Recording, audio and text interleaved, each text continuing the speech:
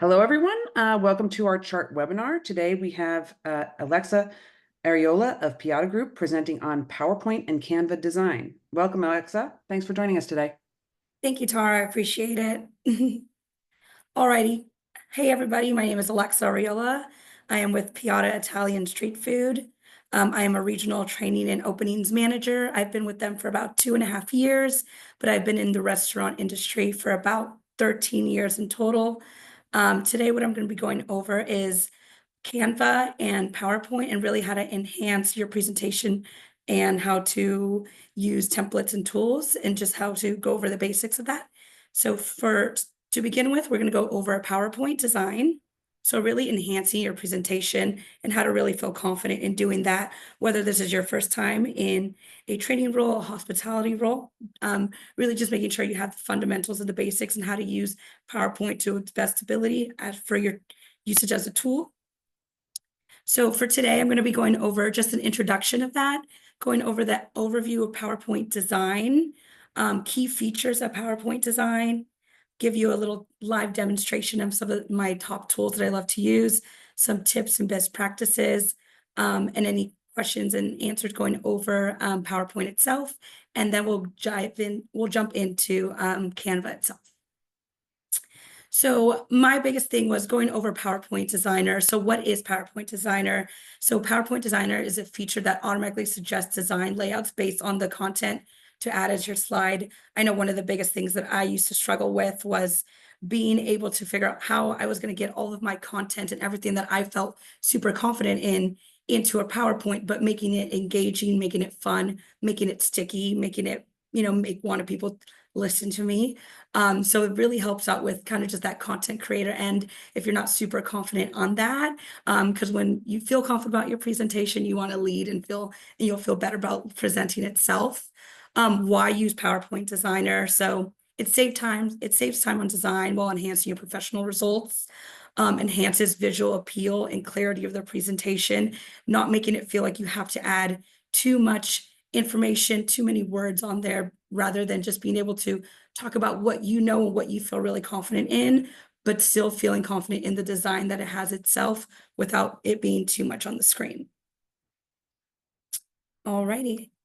So key features of PowerPoint Designer itself. So for designer layouts, like I said, you're able to go in there and just type in, you can go in and start with a blank screen. They have some templates already made for you. You're able to go to search online templates and themes. So I did do a little screen recording of something that I selected on how to just help me pick a presentation based off of what I want to present. So as I'm playing this, I'm going to do a produce design. It's going to go ahead and just create a design template for me. And it has a bunch of features on there already. So it's created some slides for me. You can duplicate a slide. You can select the slides that are already on there. So it has processes, it has thank yous, it has the introduction. So that's something that's really awesome. It has, as you continue to scroll down, if you don't like that intro page, it has a variety of ways that you can select the way that you want to do based off that designer. And as you see, the list goes on and on. You're able to really just select what you feel is best, what you like, and what really is going to speak to you, to making sure the screen still has a little bit of a design, but nothing too messy and overcrowded when it comes to that. The next one we have is adding content on there. So when it comes to presenting, we know the content that we need to add on there, but it's just how do we add it on there? How do we make it fun? How do we paste a video in? How do we paste a picture in? How do we paste a live document in there? Designer really makes it a lot easier for you. It makes it simple so that you're really able to just go in there and add anything that you've added to your computer, saved in your documents, any photos you have, any GIFs that you'd like to add. So I'm going to show you a little snippet on that as well. So with this one here, I just went into my video screen designer. I inserted the video that I'd like to show as I'm doing presenting this one. And with designer layout, same thing. Not only is the video already playing on there, but you're also able to select on the side on designer and being able to select what design layout you like, which one works best for you based off of the templates that you already have, just making that a lot simpler for you. deciding what designs you want to have. You can either screen record with the snipping tool, you can do a voice recording over that, or you can do as I'm doing right now and just add the video in there and have your notes ready for you under the add notes section and being able to talk over that video itself. I do that. And one of the best practices that I do is as I'm screen recording a video or a design of something, if I want to use a live voice when I'm talking, as I'm doing right now, I talk through the video as I'm recording it. Just makes it a lot simpler, a lot easier, making sure that screen grab isn't going faster than you are when you're speaking. So that's something that's really just helped me out with design layouts when it comes to that. The next one I have is animation. So how to make it fun, how to make it engaging for everyone to just look at. So, sometimes we have a lot of words on there and it could just be really, when a full room is looking at that and they have a full audience just kind of staring at your screen, how do you still make it fun? How do you make words bounce in? So one thing that I'm going to show you on here is just, I have a couple of options: wave, boomerang, float in, and float out. Or fly in. So with that, it's just a fun way to kind of make your animations just a little funner for everyone to look at. So I'm going to go ahead and click on there. So I just went to the animation tab. I added more animations, scroll down there. And for this one, I did the wave. So that one's just a cool little wave effect there. The second one I have is boomerang. So I went back to my adding animations. I did add more effects. So the list goes on and on, which is really awesome. Boomerang, which was one of my favorite ones there. We also just have the basic ones. If you are on top, just a float in. And the last one that I chose on there was fly in. And something that's really awesome on the top here is you're also able to add when you want to start that flow in to come in, how long you want it to be, when the delay is that you want it to be. That way you can do it. So as you're practicing your presentation, you can click on there and say, hey, I want it to flow in as I say this word. So as you're working through your presentation, you have the flexibility to click on when you want each section to come in, and they don't have to be the same ones.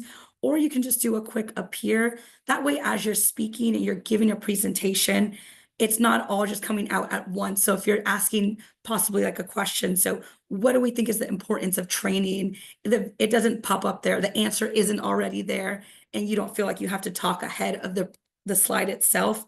That way you're able to click step by step, allowing for the class to be able to answer that question before you go into selecting that next topic. Another great tool that I have, I actually just started training somebody on my team and my job is primarily remote, just besides when I'm on site opening a new restaurant. So working on projects with coworkers can be kind of hard. Emailing presentations back and forth, having multiple downloads of it, having multiple copies of it just can be really hard and can get a little confusing, and possibly create just confliction on which presentation template we want to use. So one thing that I've been able to do is being able to share a presentation with somebody and that's on my team and being able to work on it at the same time when we're both remote. So I'm going to go over that really quick here. So for this one here, I clicked share. So I'm going to look up my team member that I'm going to share with. So I have Braceley. I'm just going to write in a little note on what I want to do just to make it fun. Let's go ahead and get this done. And then I'm going to send this over to her. So as soon as she gets that, that's going to go into her inbox. She'll be able to open up that link. And now she has access to create. She has access to view what I have going on. And something that's really awesome is if I'm on a slide itself, it'll show which slide she's on. And I'm able to see what exactly she's working on itself. So that way we're able to communicate, share, open up a chat and talk about, what slide we like, what we do like about the slide, give comments back, what we don't like about the slide, and be able to show effects and be able to give access to her and to have full access so I can see what she's working on, or being able to teach her key effects that I know how to use. So that's just been a great tool because I know a lot of us work remote. We don't have that access of having someone next to us in the office at all times. So this is just a great way to really be able to create that teamwork with not only using PowerPoint, using Teams, using Zoom, and being able to fully feel engaged with everybody when it comes to that. The next one that I really love, and this is my favorite, I'm on the training team. So going through whether I'm training, regional directors, whether I'm training a boot camp for our, internal hires in our four walls, in our restaurants, I want to make it engaging. I want to make it interactive. I don't want to feel like I'm just speaking at them when it comes to a presentation. So really being able to add in items. So I'm going to go over what that looks like here. So with that, really using that add-ins feature, whether that's Kahoot, Mentimeter, Microsoft PowerPoint, the list goes on and on. You're able to add. You're also able to search in add-ins. And I've been able to add in apps that I've used in the past and be able to use that just to, like I said, make it more engaging, make it more fun based on the audience that you are going to be working with. So for this one, I use Mentimeter. All you need to do is make sure that you have a login and you have your presentation ready to go. It adds it right then and there for you. You're able to make it bigger, make it smaller. But as you click onto that slide, whether you have a clicker or you're using just your laptop, it'll bring you to the next tab. It'll be able to show you how to when you want it to pop up, like we talked about earlier. So using that timer, being able to use a word cloud, being able to use a graph, being able to, do a voting poll. So that's something that's really awesome. That's really helped me keep my teams get engaged. Like I said, once again, really based on the audience that I'm speaking to, and just making sure that they're able to feel like they're part of the presentation, because that is my biggest thing, is being able to speak with people and have, a conversation all around rather than just speaking at them and them feeling like it's just another presentation, just another day, and not really getting anything out of it. So this is actually one of my favorite features when it comes to PowerPoint and all the features that it can do.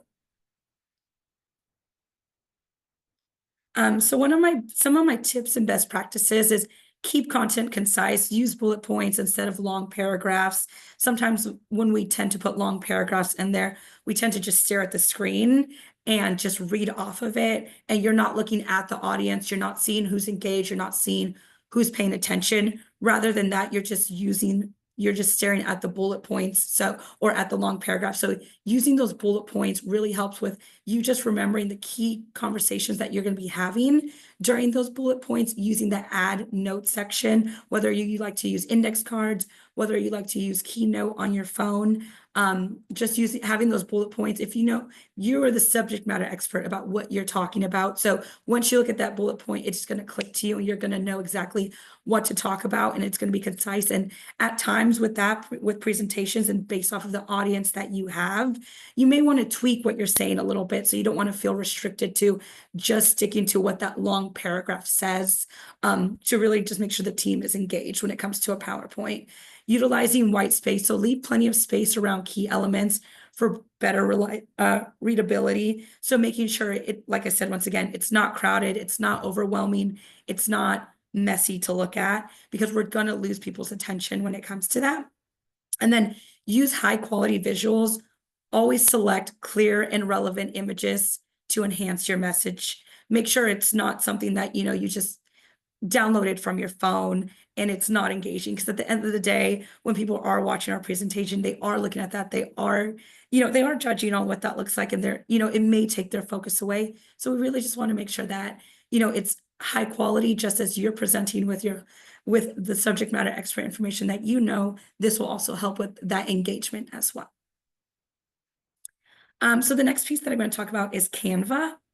So I myself love Canva. I use it for many things, whether it's personal or work. The great thing about Canva, just like PowerPoint, it has many templates, but with Canva, as long as you have one account, you're able to share accounts with your teams. You're able to just have your own account. It has a lot of features that really just have helped me when it comes to just the professionalism of sharing everything that I need to do with my team. So it has template design. So it's really easy. So once again, just going in there, typing in what type of template you're looking for, what design you're looking for. What I really like about Canva, it's not very word specific. You can say soccer, you can say training, and it really just has templates that really are relatable and will speak to that. Browse through the pre-designed templates available look for the one that matches your style and your needs, like we spoke about. Click on the template and open that editor, and it'll give you exactly what you need. So I'm going to show you just a quick live demo of being able to click on it, find a template that you would like. So as we go here, we're going into my Canva account. I'm going to go ahead and go into templates. I'm going to go to the search bar and just type in, for this demo, I just decided to do Christmas card because it's the holiday season and Christmas is my favorite time of the year. As you see, you have plenty of options. So we're going to go ahead and continue to scroll down, pick the one you want, whether you want to add photos, whether you want it to just be a company card. We're going to go ahead and pick this Merry Christmas and a Happy New Year, customize the template itself. Once that loads, you really have the ability to edit it any way that you'd like. So I clicked on adding some effects on the words here. So I just did a curve, liked it better. It looked good. I was excited about that. Just giving it a little bit more of my style when it comes to the template. You're able to add elements. So for this one, I added a Santa hat. Just based off of my personality, that's something that I would like. So I'm sending this card out to my family, being able to show them, I did personalize it a little bit. As you can see, it is a template, but I'm able to personalize it myself. Also, what I really like, you can add music, you can add live effects. So for this one, I'm going to search snow falling to just give it a little bit more of a spruce. As I continue to scroll down, looking through the many options that they have on here, making it really easy for us. I added snowflakes on there to just give it a little bit of look. You can zoom in, you can zoom out, you can make it smaller, you can make it bigger. It's totally up to you, really bases off of your needs and what you would like to do with that. Once I'm happy with the design that I have, I'm going to go ahead and share the design.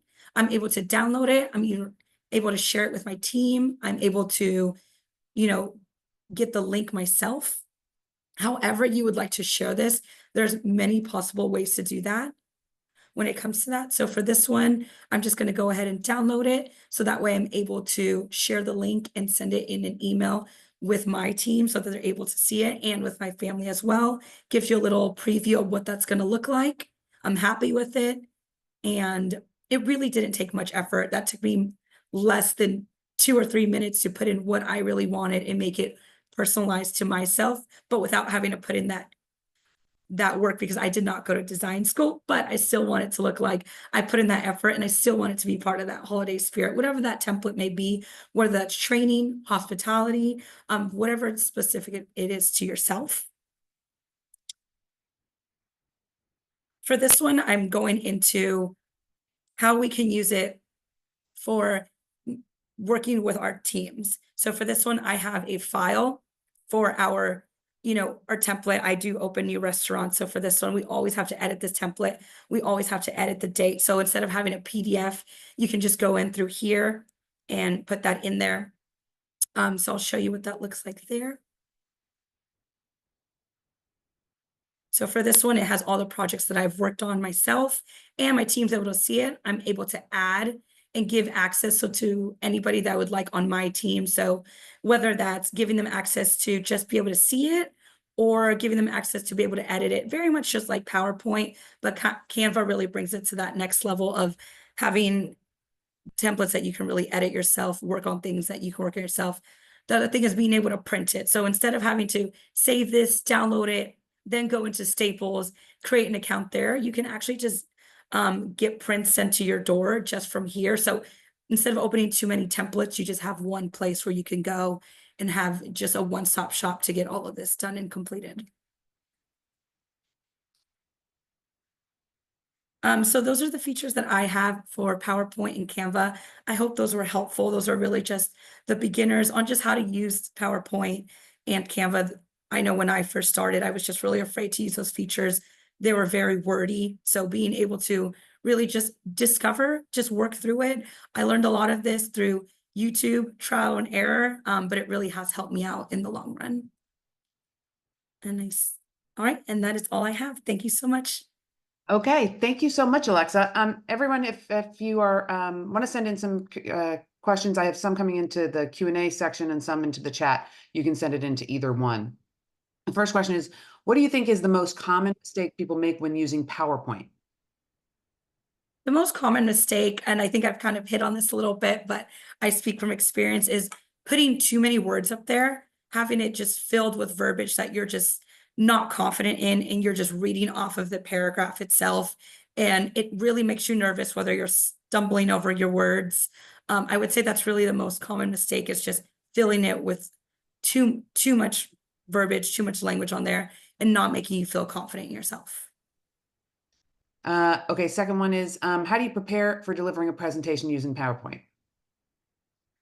So I actually use the record feature on the PowerPoint. So once I've created my PowerPoint, I've moved my templates, I feel confident in where each slide is. I use the add notes feature on there, and I use the record feature. So I actually will record myself, watch myself, and really make sure that I have a good tempo, making sure I'm not going too fast, I'm not going too slow, and being able to see where I'm messing up, whether I have too many ums, too many pauses, and just making sure I'm giving everybody enough space to speak and being able to answer any of the questions that I've asked in the PowerPoint.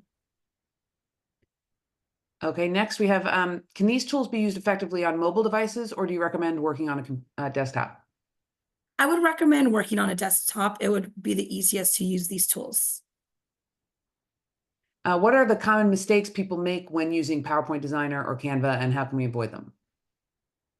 I would say the most common mistakes when you using Designer is not using Designer. Designer is so easy, it's so simple. You really can't mess it up when it comes to using Designer. And what's your favorite feature in both PowerPoint and Designer and or Canva? My favorite feature is being able to add those add-ins. Like I said, I really enjoy being able to add a Kahoot in there, add a Mentimeter on there, instead of having to click out into another tab. I know that's the common mistake that I used to make when I first started working on the training team and giving presentations, was I didn't know that that was a feature, and I was constantly clicking out of them, stumbling over, something not working, and it would actually just make me more nervous in presenting. So that really helps with just feeling confident and it being a seamless transition onto the next task. And I have two more questions. How do you balance the text and images in your slides to ensure clarity and engagement? I really would say I would make sure each template doesn't have, or each presentation slide doesn't have more than 4 to 5 bullet points on there. At that point, maybe we need to look back at, am I adding too much to this? Are people going to get everything they need out of this slide? Or is it just going to be a bunch of jumbled words? So I would stick to about 4 or 5 bullet points, make sure that you have concise thoughts on what that's going to be and what you're going to say, to make sure that it just comes out clear and there is a lot of clarity on that. One person did comment on the 6x6 rule, no more than 6 bullets with 6 words on each. Yes. And then the last question I have is, do you have a favorite design or style or trend right now for hospitality materials? For the hospitality materials right now, I would say my favorite design, if I actually go into templates and I just type in training, there is a lot of AI training designs on there and a lot of custom features that come with it. So if you haven't just typed in AI training, that's something that I really like. It has about 40 to 50 templates that I've seen so far that I really like to use, and it gives you options and features on how to keep everyone engaged when it comes to that as well. Okay, and one last question, which I'm not sure if it's different than what we just asked, but what add-in do you like using the most, or do you tend to use the most? Like I said earlier, I do like to use Kahoot. If I'm presenting at a conference and it's a larger group, we do enjoy using Mentimeter. That one really comes out the best, being able to use that SoundCloud, or being able to use the word cloud, not SoundCloud, and being able to use the poll one as well. Okay. All right. Thank you. That's all we have, Alexa. Thank you so much. Thank you, everyone, for joining us. And the recording will be on the website by the end of the day. Awesome. Thank you. Bye. Bye.